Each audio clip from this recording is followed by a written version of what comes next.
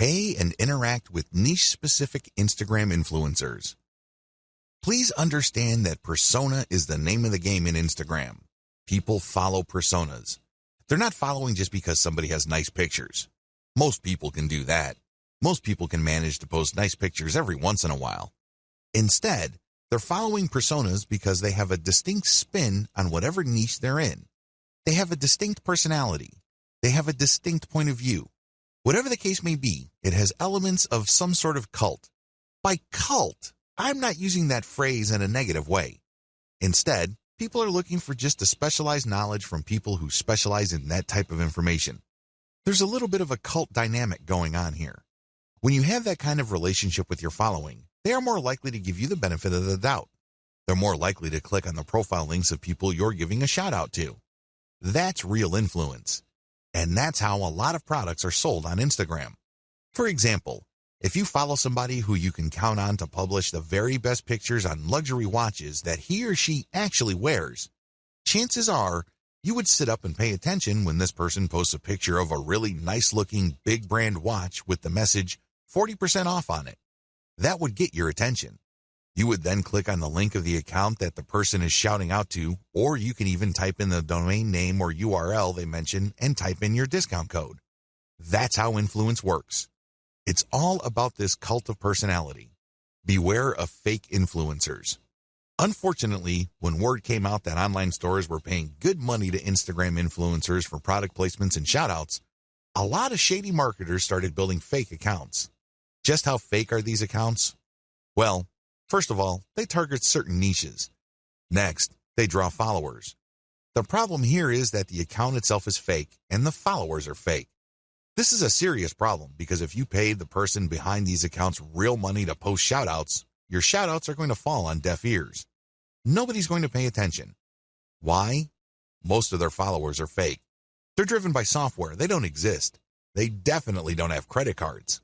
Do you see how much of a headache this could be? It is no surprise that a lot of big global brands are now stepping away from Instagram influencers because they're getting tired of being faked out. Real influence means real engagement. So how do you make sure that you pay and interact only with real niche-specific Instagram influencers? Well, it's actually not all that hard. You only need to look at the public statistics of these accounts. You can see the amount of engagement their content gets. You can also see how many followers they have. You need to measure the total amount of engagements they get by dividing that number by the number of followers they have. Look for a ratio. This is how you would know if there is enough engagement with that account. This is a way of seeing who's fake and who's not. You can also look at the content that they post.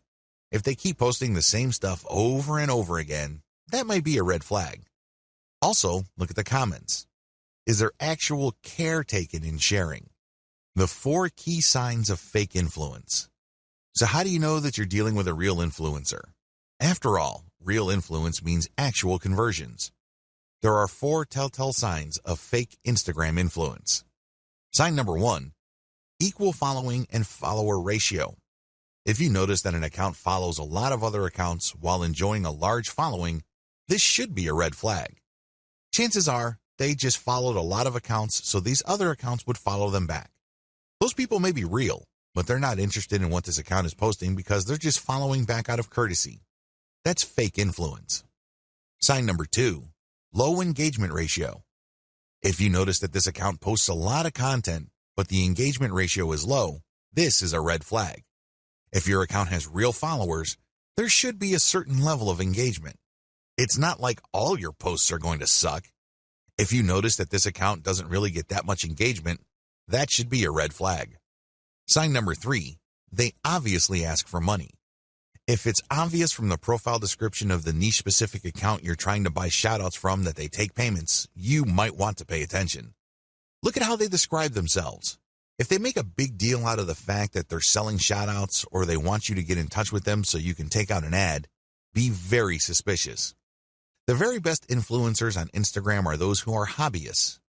These are people who are just very passionate about a particular topic. They don't really care about getting paid. They just eat, sleep, and live the topic. Maybe it's travel.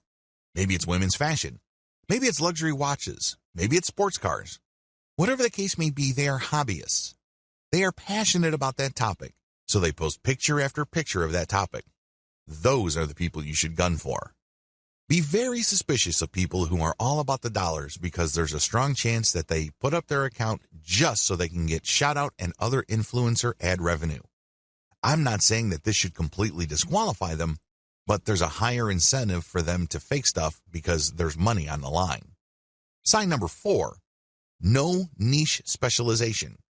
If it turns out that this influencer account tends to rotate among different niches, this should be a red flag to you. What this person is doing is that he or she is trying to get the attention of advertisers from different product niches that they know advertisers normally target. This person doesn't really have a focus. Even in the off chance that this account is real, I can bet you that the traffic that this person gets is probably close to worthless. Start with a slow and low buy.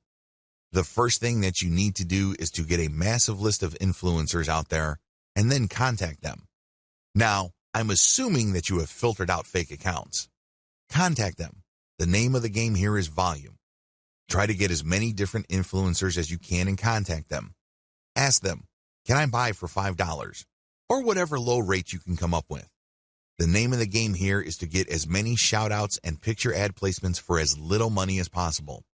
The next step is to track these campaigns and see which, if any, of those influencers can deliver real results. You should be able to come up with a top 3. If you, for example, have 100 influencers running your ads and doing shoutouts, you should be able to identify the top 3 in terms of conversions.